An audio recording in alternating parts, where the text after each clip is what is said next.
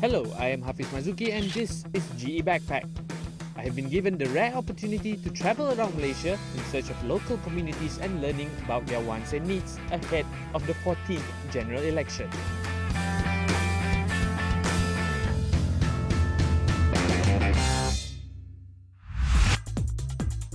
For my second state, I travelled from Perlis to its neighbouring state Kedah.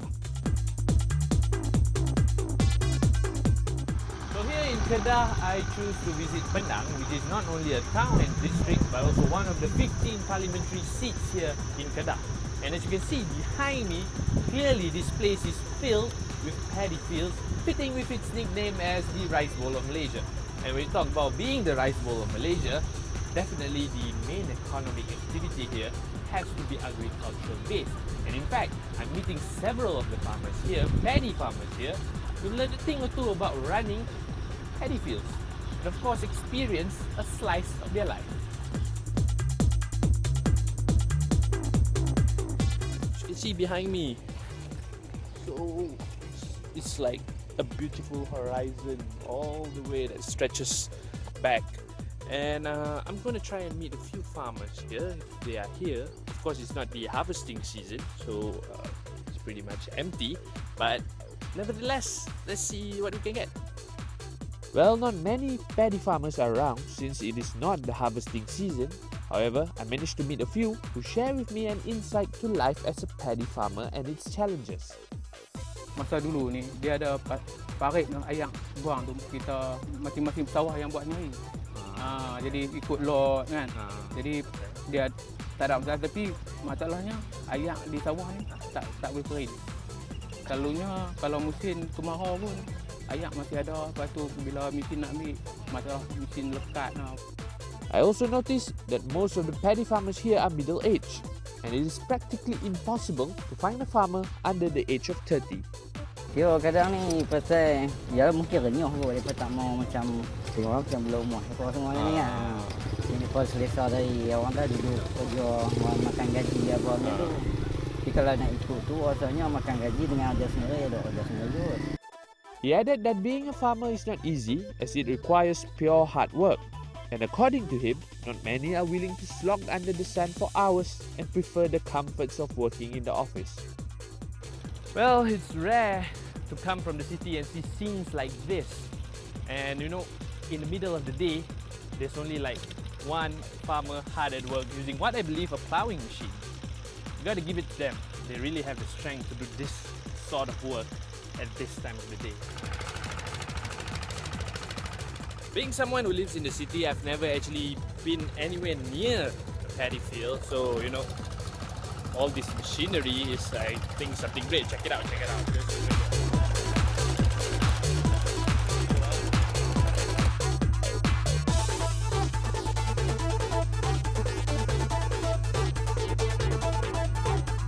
I should really consider getting a cab, you know, as the weather here is really hot. I think now it's time to take a break, grab a drink, and head out to meet the next farmer.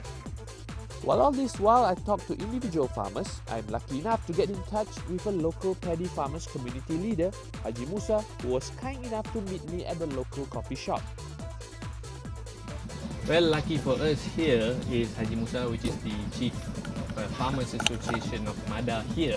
So, Haji, sebagai pengerusi PPK Mada ni, apa yang biasanya cabaran-cabaran yang dibangkitkan kepada tumbuhan? Dalam jawatan bukan pengurusi sajalah, dalam jawatan penyelaras kita banyak menghadapi berbagai masalah yang timbul dengan petani-petani yang dikemukakan kepada kita. Antaranya ialah banyak mengenai dengan penanaman mengikut jadual. Tentunya penjadual lah, kita penjadualan penanaman padi ini kita banyak mencabat. Kadang-kadang petani-petani kita ni kadang tak mau ikut jadual. Masing-masing ikut selera nak buat pendang. Jadi itulah. Jadi banyakkan mereka ni kadang terlewat. Yang keduanya mengenai dengan kekurangan tenaga pekerja lah. Sebab petani-petani kita ni banyak yang tua-tua yang melampaui batas umur yang tidak kuat bekerja lah. Dan mereka ini bergantung kepada selalunya ialah upah. Mereka upah buat kerja semua apa pun semua pakai upah. Jadi upah. Jadi apabila upah semua ni maksudnya kita ni sekarang menghadapi masalah nak cari tenaga kerja tu tak ada. Sebab saya jumpa juga beberapa petani tadi, mereka banyak memang umur 50 ke atas. Ya, betul. Tak ada jumpa lah bawah 40 Ya. jumpa lah. So macam sebagai pengurusi peladang, pertubuhan peladang ni, macam mana kita nak atasi masalah yang tak cukup bila tua ni? Of course tenaga kerja tak banyak. Betul, itulah memang kita duduk fikir macam mana kita nak cari mengatasi masalah-masalah ni. Itu berkaitan dengan masalah tenaga kerja.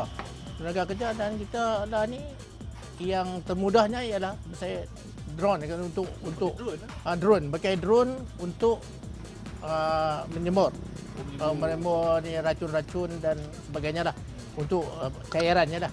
Jadi benda-benda cairan ni kita boleh mengatasi sikit lah daripada. Tapi drone tu petani yang memilikinya ke ataupun tidak ada.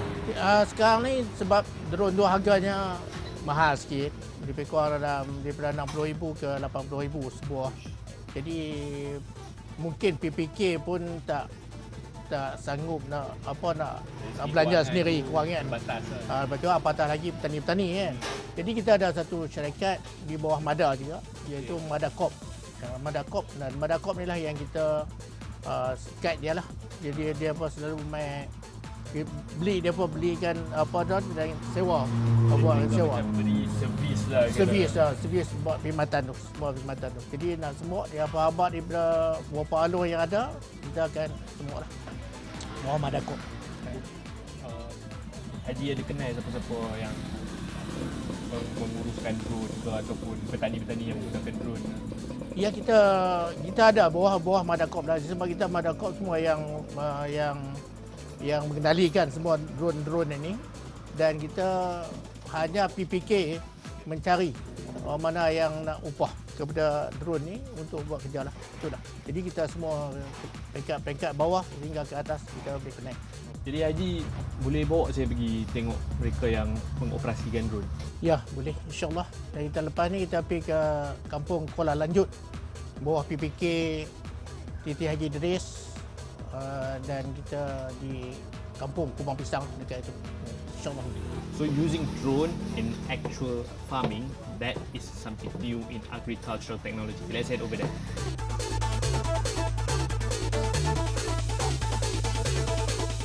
So the scene over here in Kampung Kuala Lanjut is way greener. As you can see, it's pretty much at the early phase of the paddy blooming. Is that what you say?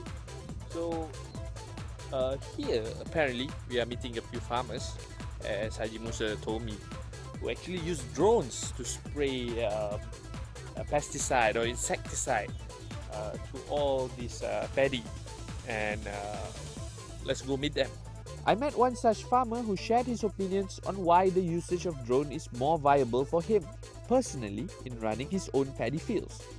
Kalau kita guna racun pun dia cukup kapasiti ya. Kalau kita bagi manusia ni mungkin itu dia akan kurangkan. Dia tak ikut apa yang kita cakap. It's pretty cool to actually use drones for paddy fields. Who would know they would actually go together in the same sentence?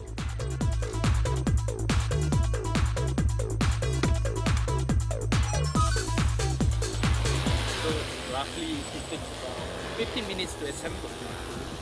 Right now it's already on its way to spray the pesticide. The usage of drone presents a different dilemma for the powers that be as compared to the paddy farmers on the ground. Does the country want to shift its paddy farming operations to a technological heavy approach, or continue to find ways to entice the next generation of agricultural producers to step up? This question does not have a straight answer, as the government needs to consider several aspects. First, be it in the form of labour as well as the costs involved in either of these approaches before coming to a decision. One thing for sure, there are not that many young farmers around, and some form of solution must be looked into to ensure the sustainability of the country's main staple production. So apparently this drone has the capacity to run for 20 minutes non-stop.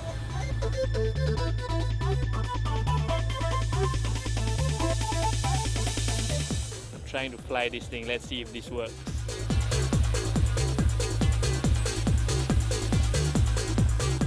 It actually works! I'm flying! So today I got a feel of life as a paddy farmer. Just a slice of life actually. Never actually go into and actually do all the work. So let's move on to someplace else, somewhere different, which is also in Kedah. Want to know where it is? Follow me. So, from the peaceful and green paddy fields of Pendang, I travel to some place that is way busier, Sungai Petani. It is a very much different from the pace of life in Pendang, but offers a different lifestyle for its dwellers.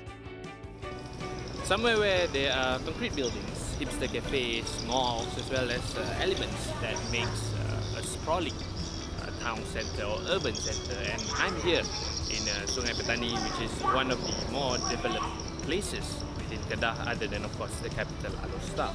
As you can see, the contrast in terms of the noisiness, the level of activity between Sungai Petani, Alor, as well as places like Pendang, which is largely has only paddy fields, provides an interesting dynamic. And this is among the reasons that make Kedah as one of the most closely watched in this coming general election, because as you can see, the state does not only focuses on the industrial aspect of the state development, but also the agricultural aspect. So I guess that's all for Kedah. It's time to move on to someplace else. Kedah promises to be an interesting state during this coming general elections, as based on the previous two general elections, the people here has changed the government twice. With two new splinter parties, Parti Amanah Negara and Parti Pribumi Bersatu Malaysia, as well as the looming prospect of PAS making it a three-way fight, there is no way for sure that political pundits and observers could predict what could happen. What we can be sure of, the voices of the people must be listened to and their plight taken care of, so that no matter who is in the government, the interest of the people is placed first.